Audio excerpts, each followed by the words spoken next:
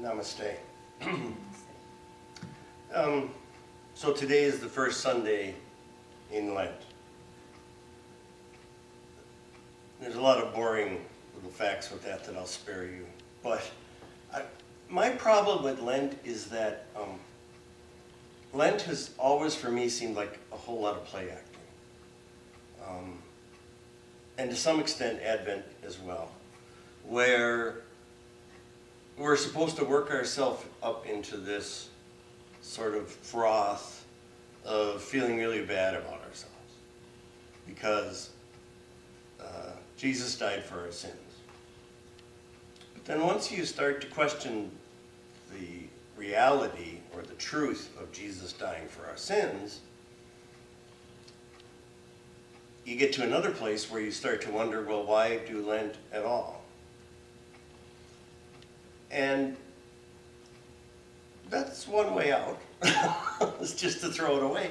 But I think there's something else. And if we're going to recover Lent, and for that matter, recover Easter, from a positive perspective, we have to figure out a different way to deal with it. One of the ways is to look at Matthew Fox's idea of original blessing as opposed to original sin. And the idea that he has that goes with it, which is that we have to start with a positive spirituality. That and the traditional Christian progression is really rather negative. It's all about emptying, all about letting go, all about taking the ego apart, and that then if you basically get down low enough, you'll see God. And that maybe would be okay in another time. But you can't take apart what you don't have. And so we're in a place where Western religion has said to us, as I sometimes jokingly say, you know, you're all wicked, terrible sinners, and thank God Jesus came along. And then we wonder why people don't show up. So what if instead we decided that we'd start from a more positive place? We'd recognize that you can't really start to look at perfecting yourself, if that's even possible, until you're at least okay with yourself. And so what if we got to where, what Richard Rohr is talking about, that Jesus came to essentially to change the mind of humanity about God, where he's saying human beings thought that God, got really angry and punished them and killed them and sent them off to wage wars, and therefore God really saw people as disposable. What if on the other hand you said, the whole God thing is about love, and about learning to love, and about growing. And when bad things happen, as they do to everybody, it's not that it's a punishment.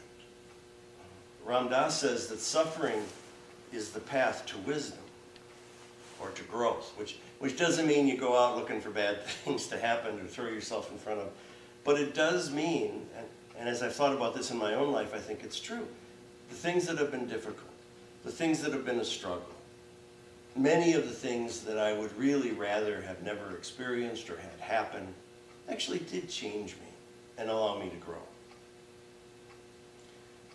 But if we're going to get to a positive place, we can't just focus on that either. This story of the temptation of Jesus today is fairly well known, and it's been analyzed to death. And I'd like to suggest that if we're going to make the scriptures speak to us again, we're going to have to start forgetting about the professional analysis and ask ourselves, okay, what if this was me? What does this mean for me? What in the world's going on in my life? And the first thing that the devil, who isn't a person in red pajamas, but you might say that Jesus is sitting there and he's thinking about these things, the first temptation is, if you're God's son, order these stones to turn into bread. Well, if you've ever been really hungry and not had a whole lot of money, you know what a struggle that is. And so what if this first temptation is really about the basic things we need to live? It's about food, it's about clothing, it's about shelter. And hold it at that. And then go look at what the second one is about. And the second one is essentially about safety. If you're God's son, throw yourself down from the highest point of the temple because God will protect you. And we all want to be safe. And I would say with safety comes health. And the third one, I'll give you everything if you kneel down and worship me, is ultimately about power. So we've got the basic things we need for our physical self,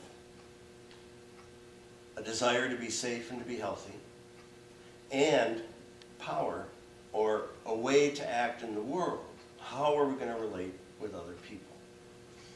I think these are really important questions, and I think they're much more the heart of spirituality than, did you steal a piece of bread from your brother?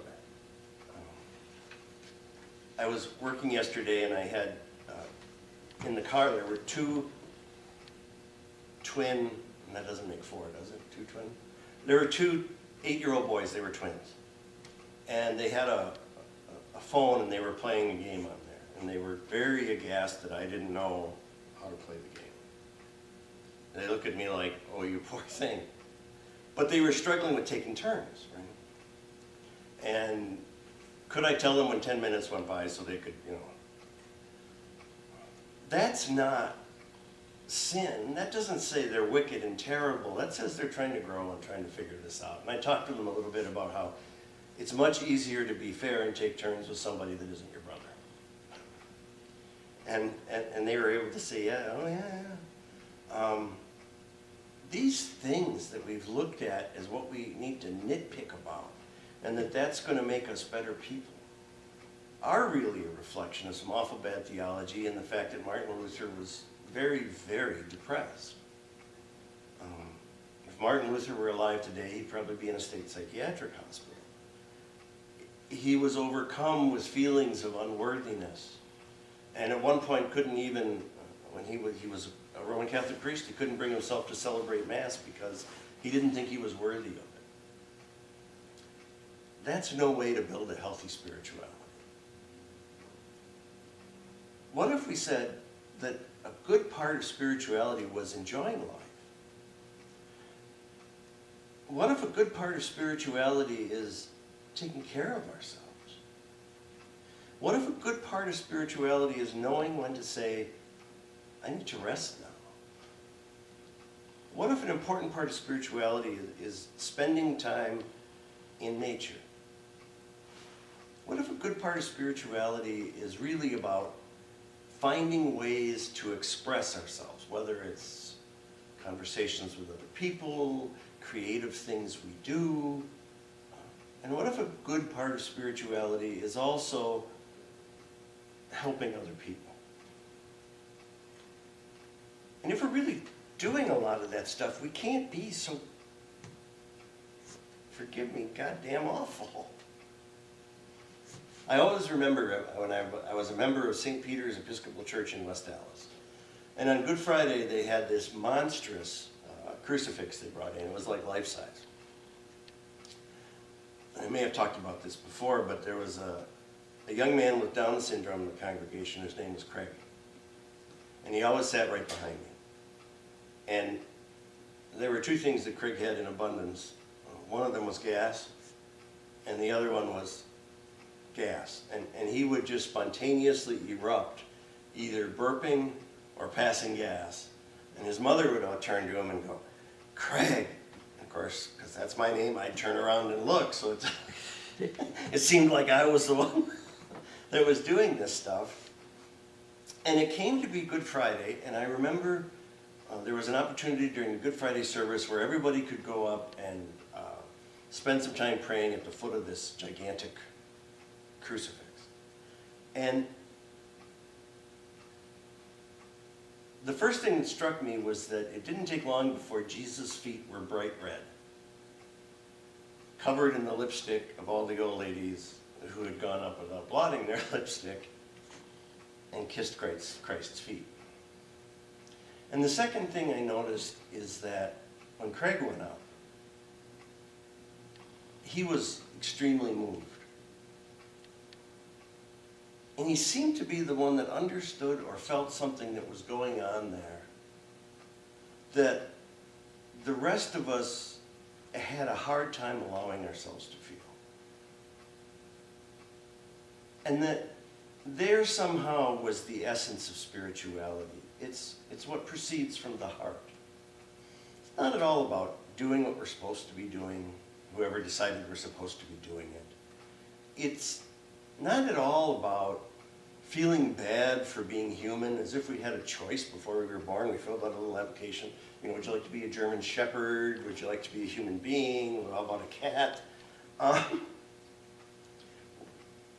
We're human. And I don't think that if we're talking about any kind of idea that God created everything that is, including human beings, that then any God worthy of being called God would say, how can these human beings be less than perfect? It's just foolish. And so what if during Lent we started, instead of beating ourselves up or blaming ourselves for things that happened thousands of years before we died, we started to look at, how can I become a more whole person? How can I repair some of the damage that's been done by religion saying, you're not okay, and start to allow ourselves to see that we really are okay, that we're right where we're supposed to be, and that perfection doesn't mean not making mistakes. It means being as fully human as you can possibly be. And so we can be perfect and getting better all the time. We can be right where we're supposed to be. And we don't have to have long faces and crocodile tears in order to get there.